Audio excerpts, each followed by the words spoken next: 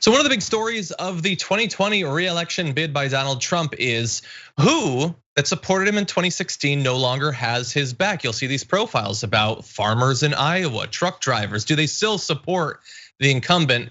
And he doesn't want to lose those people, but there's some other people he might miss more. And joining us now to break down one of the most important families that might not be supporting him in 2020, we have senior Washington correspondent for Business Insider, Dave Leventhal. Welcome back to the Damage Report. Hey, great to be with you. Glad to have you here. So let's talk about the Mercers.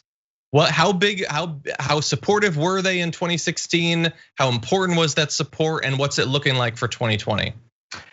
Well, first, they were a huge deal on two levels in 2016. The first level may be the most obvious one, which is the financial level. They had inserted about 8 figures into the political bloodstream for Donald Trump during the 2016 election, and not directly to his campaign because of campaign finance limits that everyone runs into, but to super PACs, these organizations that can raise and spend as much money as they absolutely want to benefit a candidate, or for that matter, beat up another candidate that they don't like. So they were at the top of the heap among those big dollar mega donors, and in the same league with Sheldon Adelson and some of the other names that you frequently hear in Republican circles.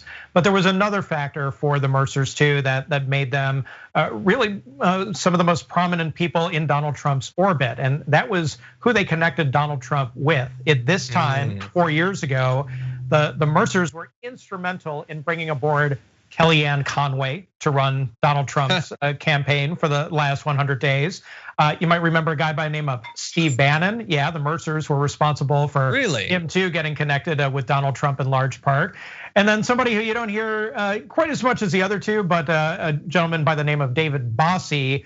Even if he's not a household name, you might know of his organization, and that's Citizens United. Yes, that's Citizens United of the Citizens United versus Federal Election Commission Supreme Court case. And so they were either the holy trinity or the unholy trinity, depending on your political persuasion, for Donald Trump going into the final couple of months. And that all tracks back to the Mercers. Wow, okay. I did not know that was the origin of some of those connections. I mean, incredibly important people early on to Trump, like Bannon and that sort of thing. Obviously, that relationship has fallen apart as well, as most of Trump's inevitably do. So very important back in 2016. So far, what's it looking like for 2020? I can see you in your article, you quote one of their associates saying they're 100% out. Are they 100% out? Well, the field looks fallow at this point for Donald Trump in terms of relying on the Mercers to come in and give a turbo boost to his campaign during these final 3 months.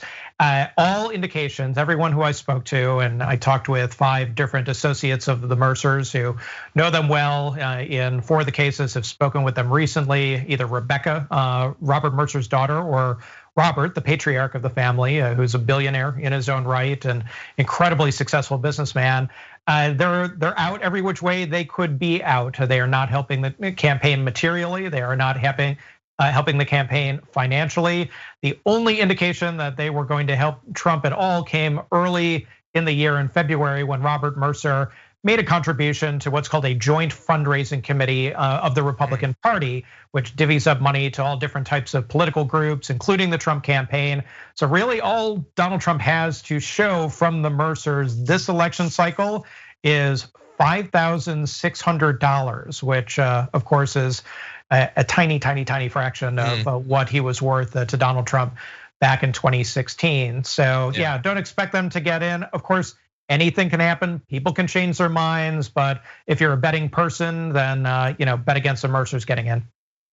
Wow, I mean, then the obvious follow-up then would be why? Why this massive shift from 2016 to 2020? Is there something they wanted from Trump in these years that they didn't get? Do they feel like they got everything that they needed? What explains this turnaround?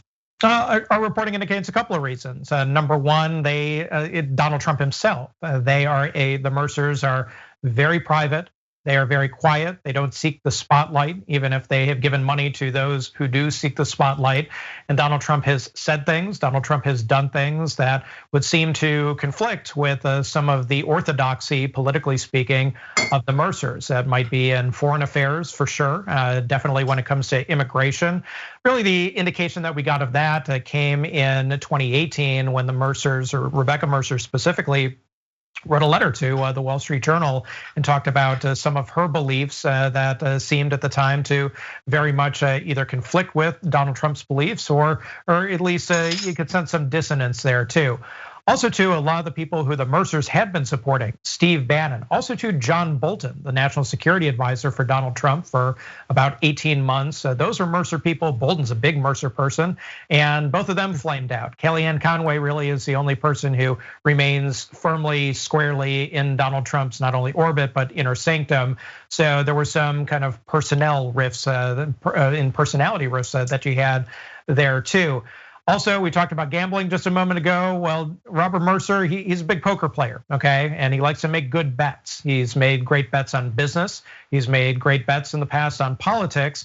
And from talking with, again, a few of his associates about this very topic, they basically said the same thing independently of each other, which is that they don't consider, the Mercers that is, Donald Trump to be a good bet in 2020. If they're gonna spend political money, they're gonna spend it elsewhere. They're going to spend it on the constellation of nonprofit organizations, conservative nonprofit organizations that they fund and support, or perhaps are just going to keep their powder dry for a later date, the 2022 midterms, the 2024 presidential elections. They have options and they're not being hasty about it. Yeah, that 2024 cycle. I mean, we got to start talking about it in just a few months. It is American politics. I mean, no, you're totally right. Yeah. Yeah, exactly. So maybe you already sort of answered this, but I was curious if they're out on Trump. They think he's unlikely to win, or they don't care, or whatever. Are they out on the Republican Party in 2020, or are they donating to other candidates? Are they trying to maintain, the Republican control of the Senate? Are they trying to take back the House? You mentioned nonprofits. Is it explicitly pulled out of all electoral campaigns? They've in a major way, yes. Now they've made a couple of kind of perfunctory contributions. Susan Collins, who's running for the U.S. Senate, for example. But really, when we talk about mega donors, people who are giving hundreds of thousands or millions of dollars, or even in a couple of cases, tens of millions of dollars, and giving that to the cause of a candidate or the cause of a party, the Mercers are off the board here. They are not in that rank as they were very much in 2016 when they were at the top of the heap. They were a top 10 mega donor family for the 2016 election cycle, and they're not even going to crack the top 1,000 this time around if things remain the way that they are. So, I mean, one final question. I guess this is more speculative, but I'm curious from your point of view, if he's not getting this help in the money that he was in 2016, if they're not going to be pointing him to individuals that can help his campaign like in 2016, how much does this hurt Trump? How much does he need the Mercers? It's absolutely not going to help him any. Now, Donald Trump, mind you, is going to have plenty of cash. His campaign has a ton of cash. The Republican National Committee has a ton of cash. America First Action, which is a big super PAC supporting him, has a lot of cash. But in this most critical time, when people are going to pay attention more than they have at any point in the race, Joe Biden is ascendant. He's raising more money than Donald Trump through his own campaign than Donald Trump's campaign is raising.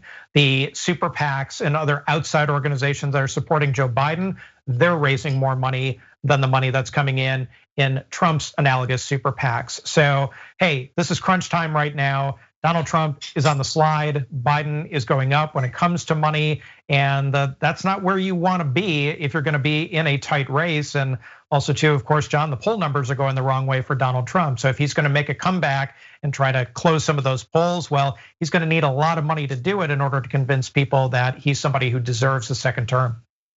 Wow. Dave Leventhal, amazing reporting as we've come to expect from you. Thank you for joining us and breaking this down. Hey, thank you, John.